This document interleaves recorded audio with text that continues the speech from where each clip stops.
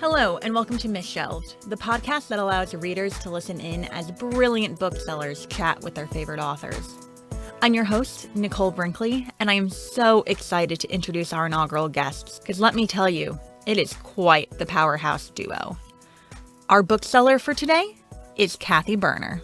Hi, I'm Cathy Berner. I am the event coordinator and children's specialist at Blue Willow Bookshop, which is an independent bookstore located on the west side of Houston. Cathy's buddy for today's episode is one of her all-time favorite authors to work with, the incomparable Mac Barnett. Hi, I am Mac Barnett. I'm an author of books for kids. I write picture books and chapter books. Sit back as these two friends talk about the many events that they've done, life as a bookseller, and why kids are some of the best readers.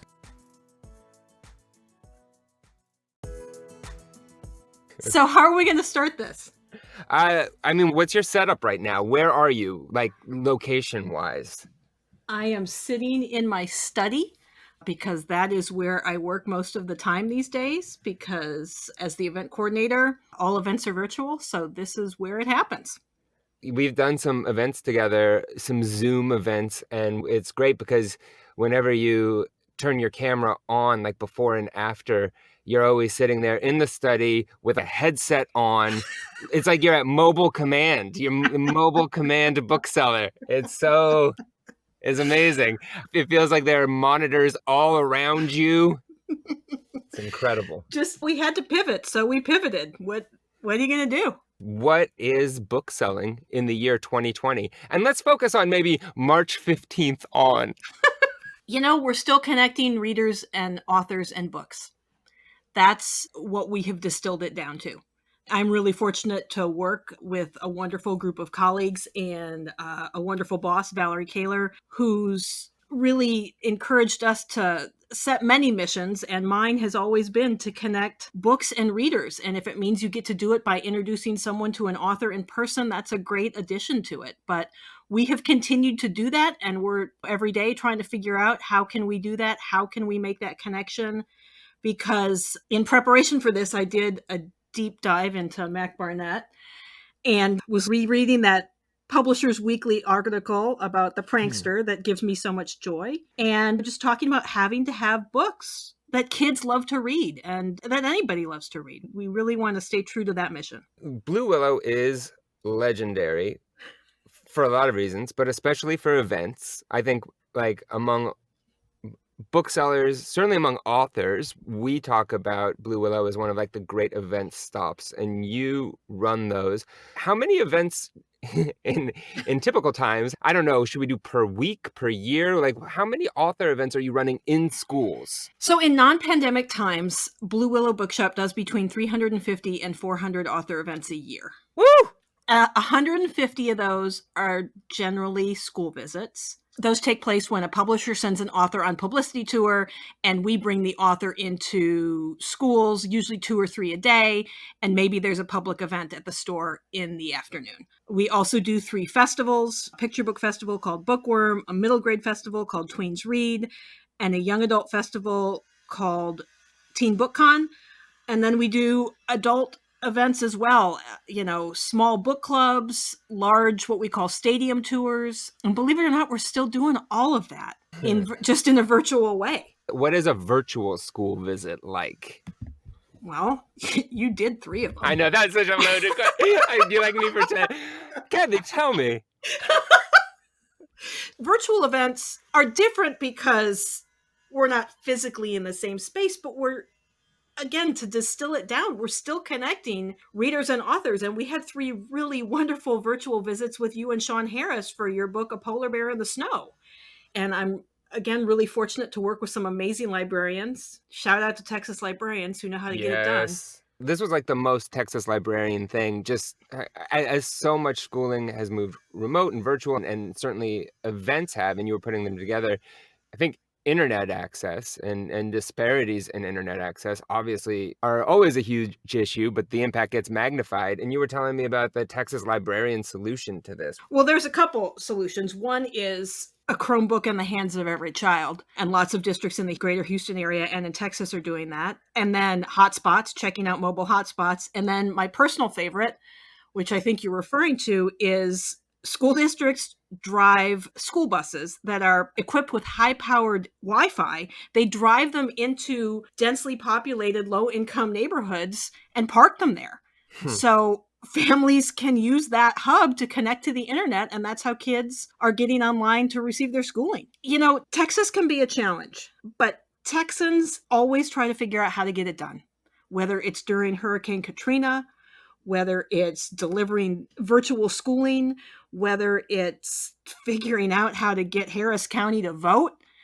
I have been very proud to live in Texas for almost 20 years now, and that is the thing that humbles and impresses me every time, is that they get it done. That was one of the big first early lessons that I ever learned in kids' books. I grew up in California. I was born and raised in California. Consider myself very Californian. Had never been to Texas before I started writing kids' books and going on book tour to Texas. The first time I went to Texas, and I was at the Texas Book Festival and went to a dinner there, and I was so terrified as a Californian that, I mean, you know, it's like the epic United States rivalry is how I think it gets pitted against each other. And I just felt so welcomed there. And the literary culture in Texas is so strong. The book culture is so strong. I feel like national news, when you hear about Texas, you're often hearing about a book banning. And that's just not, it's not the story. It's not the whole story. And especially because every time you hear one of those stories, on the other side of that effort to ban a book is a Texas librarian advocating for it. Reading is so strong there. The culture around just books for everybody, but especially books for kids, it's unique in the United States. I was so impressed. It's a great place to end up. Let's take the journey to Texas. When did you start at Blue Willow, and what were you doing before then? I grew up in the fine state of Minnesota, don't you know? And went to college out east and ended up working in Washington, D.C. on Capitol Hill for a congressman from Minnesota. And I was working with another Cornell alum and ended up marrying him and going to graduate school. He went and got his MBA in Philadelphia, and I got a library degree because I'd always wanted to be a librarian. And then we moved to Chicago, and he worked downtown, and I worked at a magnet school, a K-8 magnet school that was created to desegregate the Evanston, Illinois school district. It was just a joy. And in late 2000, maybe, I can't remember, John came home from work and said, I'm being transferred to Houston. And I said, have a great time. And he said, well, you know, we are married and we share a home and have children. I'm like, you can come back and visit, buddy. He said, look, come on, let's just go look. Enron had just crashed, and Texas had just passed the conceal and carry law, which now seems quaint. I was just like, you got to be kidding me. You're making me move down there. Then John discovered bird watching, and I discovered Blue Willow Bookshop. I attended an event for Christopher Paul Curtis and met Valerie, and that was more than 15 years ago. So I've been there ever since. I think what it comes down to is I grew up surrounded by books. I grew up loving independent bookstores. I had the great fortune to go get a master's degree in library science at Drexel University, and they really taught me how to be a very practical librarian. Then we moved down here, and I hooked up with Blue Willow, and I get to continue connecting readers with books, because the joy of being an independent bookseller is connection and discovery. I think that background is something unique about you, Cathy. The children's librarians and children's booksellers are the two main jobs that connect kids with books. You have a background in both. You were a children's librarian, now you are a children's bookseller. Are there any differences between those two roles? As a librarian, I have a limited population. The K-8 magnet school I taught at was a unique campus. It had 2 classes in every grade with 20 kids per class. So that was 360 kids. That was small. I had a small universe, and I'm working with kindergarten all the way through 8th grade, which is a tremendous age range. But it's still only 360 kids. And then also collaborating with the teachers to provide the information science behind librarianship. How do kids obtain information? How do they evaluate information? How do they learn how to select books they love? How do they learn how to determine what genres they love? How do they discover? So that's being a librarian. And I think it definitely has helped me be a bookseller, because being a school librarian gives me a deeper appreciation of and knowledge of books and how to evaluate them, not only in terms of what is of great literary quality, but what are kids going to love? What's going to set their hair on fire? What's going to make them want to read the next thing? It's a great combination. I am very, very lucky in that I am able to have a job that I absolutely love. Reading has been a great love of my life, and being a bookseller allows me to continue that. And there are a few things better in this world, in my opinion, than handing a book to a child and having them come back to you and be like, where is the next one?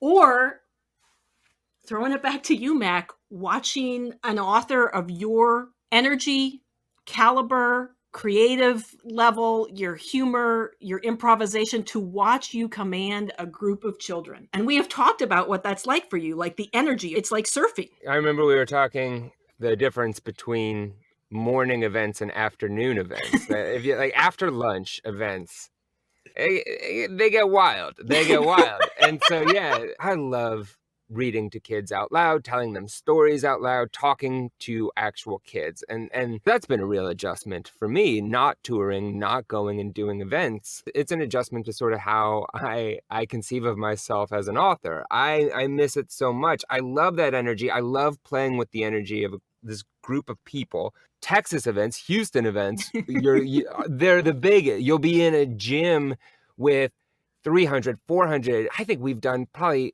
over 500 kids before. We did, I want to say we did 600 or 700 at one point. I think that's true. I think we did that for Battle Bunny and Terrible 2. I think we had like 650 kids in a gym. And so that feeling, it is like big wave surfing, because if you lose control of 650 people, you will never get them back. If you can tell a story and let things get a little chaotic, as they should get chaotic in a good story, and then can snap that attention back, it's the coolest, best feeling. There were jokes that I was making in the morning to really get everybody revved up that I just cut out of right. that after lunch, because you would drown. You would never get that group back. Feeling the difference, taking a story and then changing it so that it suits the needs of those kids at that moment, even at that time of day, figuring out what story they want to hear. Oh, it's so fun. So when you're doing something like that, how much of it is muscle memory and how much of it is you staying very much in the moment, on top of things, very carefully calibrating? Like I said of it, being on the road a lot, having told a lot of stories to kids, and really starting out in picture books before I was writing, just telling stories out loud to kids. I think that muscle is important. But really, I think the trick is what you said, being present, being in the moment. I think being in front of a group of kids, telling them a story, or even just talking one-on-one to a kid afterward, if they come up and they want to have a conversation about a book.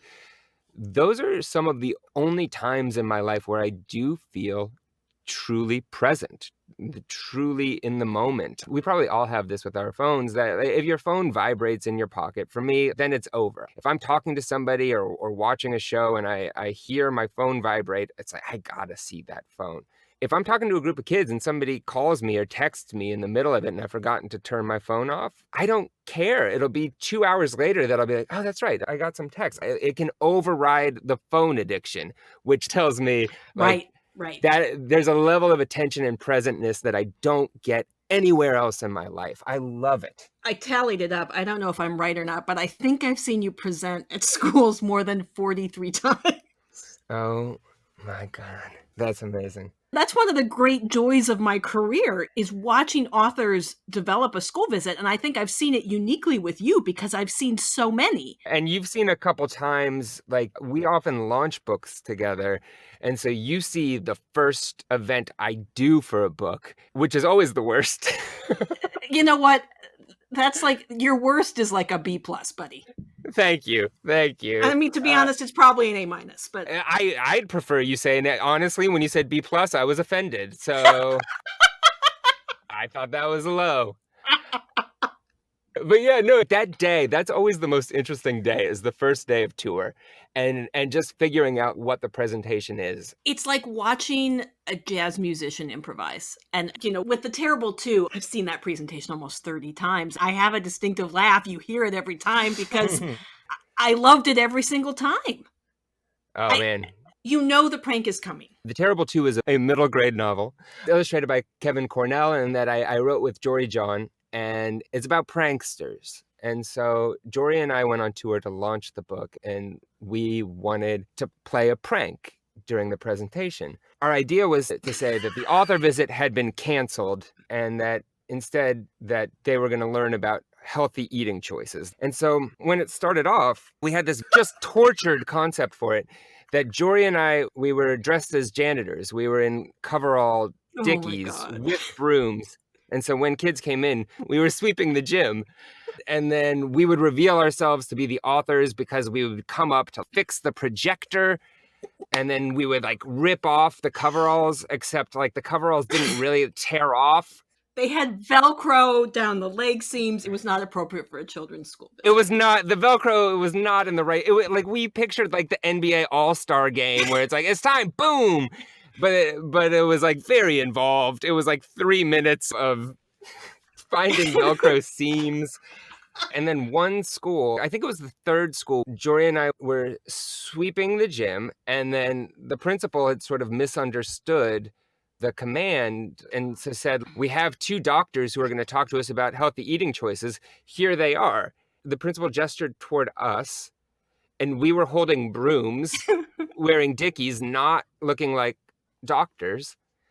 And we just put our brooms down and then stood in front of the group of kids and started lecturing them as doctors about healthy eating choices. And that's the moment that it clicked. This is what we should be doing the whole time. We bought lab coats instead of coverall dickies, and we spent the week lecturing kids about healthy eating choices, only to reveal that it was a prank and that we were authors. I saw it from the beginning with the horrible coveralls all the way to the end of that week. You had your little mustaches and you had your accents. And then you continued that prank as you toured for the subsequent books. Yeah, for another 5 years. We closed it out. I wrote this down. We closed it out in January of 2019. Your last visits were at Blue Willow. Your last school visits were with Blue Willow. And you still, it made me laugh every time. And watching the kids, because they knew that it was happening. They knew it was a prank, but they sort of didn't know it was a prank. There were always a couple kids who were like, this is a prank. This is a prank. But then when we would come out in our lab coats and then start giving a boring lecture with no jokes, like Stop sign foods.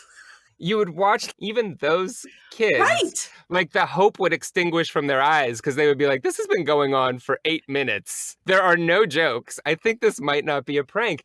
That's not kid gullibility. That's sort of the core injustice of being a kid, is that like your day, your schedule is at the whim of a capricious adult. For reasons you don't understand at any time, your principal could come out and cancel an author visit and have a pediatrician come and tell you about healthy food instead.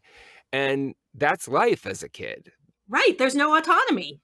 That's right. And so this thing happening, which maybe would look ridiculous to an outsider as a kid, this is normal. This is no worse or weirder than the other weird, terrible things that happen to you every day as a kid. It's full of indignities like that. Exactly. And then watching the reveal and then just the sheer joy when they're like, yes, the joke was played on me, and yes, it was hilarious, and now here's Mac Barnett. I mean, that energy spike. It reaches this sort of like crescendo of boringness, and at that moment, I rip off my mustache, throw the lab coat aside and say, just kidding, I'm Mac Barnett, I'm an author. That was a prank. Who just got pranked? And kids will raise their hand and say, I got pranked. They're proud of that. And that's such a great kid thing too, right? There's not that embarrassment. There's joy in it to say, Yes. like, I thought something was going one way, but actually it was another way. As adults, we feel so embarrassed that it's like a challenge to our intelligence if we've been pranked. Oh no, I knew the whole time. And I get so sad when you start to see in 4th, 5th grade, there'll be a couple of those kids who are like, no, I knew, I always knew. And I'm like, nah, I saw your face. I know you didn't always know. And I'm bummed out that you feel like you need to say that you always did, because being pranked in that way, it's admitting I don't know everything. And that's the status of being a kid. It's what makes them such a great audience for stories. Their default setting in the world is, I don't know everything, and I'm so excited to learn more. And an adult reader, too often, their default setting is, I know everything. Let's see if this comports with my view of the universe.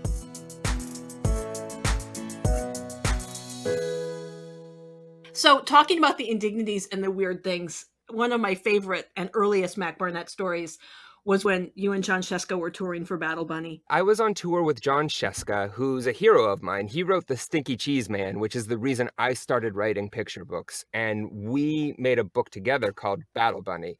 And the way Battle Bunny works is it looks like a very sweet, cute book called Birthday Bunny that's just larded up with cliches. It's about a bunny who wakes up on his birthday, but nobody remembers it's his birthday. He gets sad and goes to the forest, but then it turns out there's a surprise party. First, John and I wrote that story, Birthday Bunny. We tried to write just sort of the most insipid kids book we could. And then we tried to make it look like a kid took a pencil and changed all of the words to turn it into Battle Bunny, about a bunny who wakes up on his birthday with evil superpowers and tries to destroy the world. And all the pictures work the same way. So it just looks like this kid has taken a pencil to a book and totally changed everything around. So I was on tour with John for this book. John is so great at events and just like has shown me so much of what it means to be a kid's book writer. And he was like, you're going to love Blue Willow. This is a great shop. And he told me about these events he had done with you. I was nervous. I was pretty hyped up and I was nervous. I wanted to impress. And it turns out it was a good thing too. Before we get into the meat of this, you and Valerie, when you like were sending us off, I was like, thank you so much. This was an honor. And the two of you were like, well, honestly, we didn't know what we were going to get from you, Mac. But now that we've seen you, you can come back. That is not how it went. Now, would you stop it? Yeah. No, it is not. You were like, you passed the test. You can do events with Blue Willow now. That is not what I said at all. I cannot believe you interpreted it like that. I took it as a badge of honor, and I guarantee you that you said it in a way that was so much friendlier and more lovely. I'd had 3 school visits with you, and we were putting you in the car to go to the Texas Book Festival. And after that event, and I looked at Valerie and I said, he is the real deal. Valerie was like, B+. And you were like, I think A-. Stop. No, seriously. I mean, that's the discovery and the connection, Mac. It was this great thing. It was like one of my first book tours at the very beginning of my career. And it was so great to find a bookshop that was into running these events that weren't like anything else and giving these kids something that happened in school that was unlike anything else that happened in school. So you whisked us off to our first event that day. We showed up, and in the library, there were all these long tables set up and everything was covered in plastic wrap. We didn't even know what we were walking into, but the deal was that it would be a birthday party that would turn into a food fight. The kids could smash the cake all over themselves. They could throw cake at us. It was going to be a Birthday Bunny into Battle Bunny lunch. So we all had lunch together, and kids are asking all these great thoughtful questions about picture books and reading and writing. And then the cake came out, and the cake had all kinds of stuff from our book on it. And I'll just never forget, the librarians are placing a piece of cake on everybody's plate, and they say like, fork or hands? And every kid was like, hands, hands, hands, hands. And then there was a countdown, and we hit 0, and there was this moment of quiet, and then just pandemonium. I feel like it started with this kid just leaning forward and smashing his entire face into the cake on the table. Then kids are throwing it, holding cake, squeezing cake with two hands. It was like the opening scene of Saving Private Ryan. Like, it's just everywhere was chaos. And then I just remember this kid with cake smeared all over his face with two handfuls of cake in the air, raising them above his hands. And he just says, "Living the dream." And it was so amazing. It was like, this is a book event. And it was. This enthusiasm was started and connects back into a book. And that's the great thing about books and the library. The library is that room in school that's not like anything else that happens at school. Books are this pathway to information and perspectives that you may not be getting from any of your teachers. There's something chaotic and dangerous and wild. There's the potential for a food fight anytime you are picking up a book. And that made real, made literal. And the fact that you would put together events where kids could go that wild in school, it was just incredible. Texas librarians, buddy. Yeah, and you.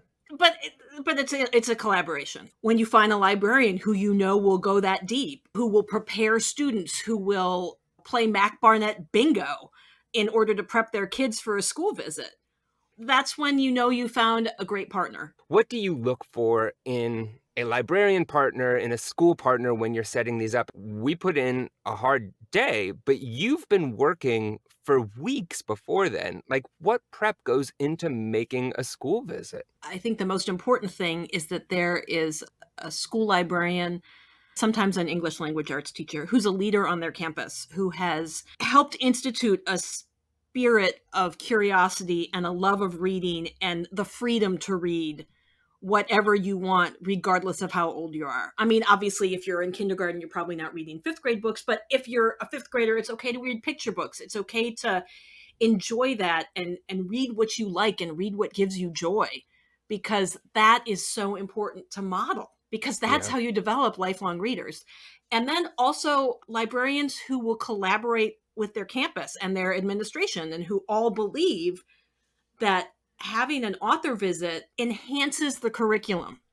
It's not babysitting. It's not a free time for teachers. It is a way to deepen your connection with your students through a shared experience. There are so many amazing librarians in Houston, and I've been doing this for 15 years, and I have a great network of librarians who I love to work with, who will do the groundwork ahead of time, not only to bring home the sales, but also to prepare their campus. So the campus is a welcoming environment. I always say I'm looking for enthusiastic, prepared audiences. We do a lot of that legwork in the beginning, and then when we pull up, we know we're good to go. It all goes back to discovery and connection. If I can find someone who wants to help readers discover and to make those connections, I know I'm good to go on that campus. When I was a kid in school, I wanted to be an author. Authors never came to my school. We had a guy named Mr. Goodbody. He came to the school. He wore like a suit where all of his organs were on the outside of his body. Like he wore like a Lycra bodysuit. Then you could see all of his skeleton and organs. And then he would like sing songs about the pancreas. Why hasn't that showed up in a picture book yet, buddy? Mr. Goodbody. Yeah, because Mr. Goodbody was terrifying. They let a monster into our school. A Texas school was the first school that ever wrote to me and said, would you come and do an author visit? I was like, why would I come do a presentation? I don't have the Mr. Goodbody suit. What am I going to do in a school? I sit at home and write books. That's my job, right? Why is the school asking me to fly on a plane for hours to go talk to kids? It turns out that this is my favorite part of the job.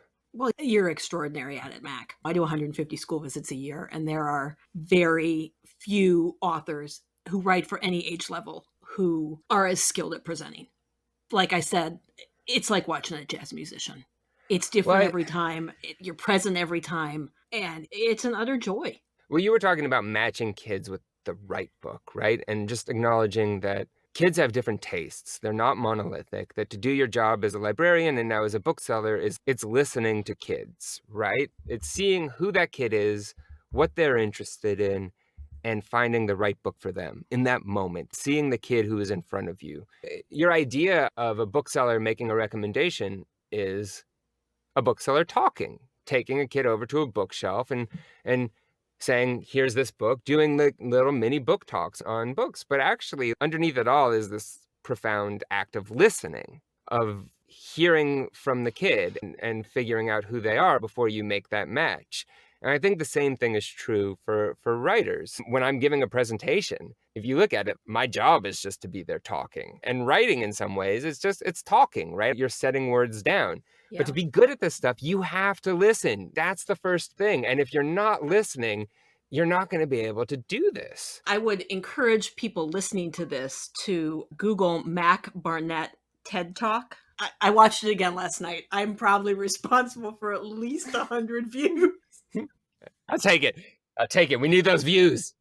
But friends who are listening, to get a deeper appreciation of Mac's thought process on why he writes for children, and to remind yourself why children's books are so important, I highly encourage that. Mac, we are getting the hook from Nicole. I just saw the thing that says wrap it up in 5, and it's the first time I've looked at it. I bet that was like 15 minutes ago. Mac and I haven't even talked books yet. And that, oh my God, I have a whole stack here next to me that I wanted to talk to you about. But right. I am wrapping up by saying you can find me, Cathy Berner, at bluewillowbookshop.com. That is the bookstore. And I am Bibliopinions on Twitter, and I am Cat, C-A-T, Berner on Instagram. Mac, how about you? You can find me, Mac Barnett. Best place is probably on Instagram. My handle is just at Mac Barnett, MacBarnett. I have a website too, macbarnett.com, and I update that sort of on time. Like what, once a millennium? Yeah, that's right. I could talk to you all day. Thank you for having us, Misshelved, just as an excuse to talk to Cathy, which is one of the great professional and personal joys in my life. What a joy.